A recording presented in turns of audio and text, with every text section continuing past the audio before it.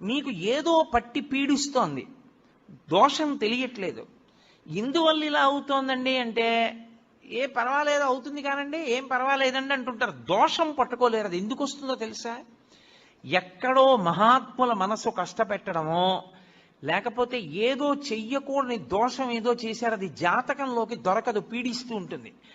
మీకు దొరకని దోషం పోవాలి అంటే ఒక్క నంది అభిషేకానికే పోతుంది.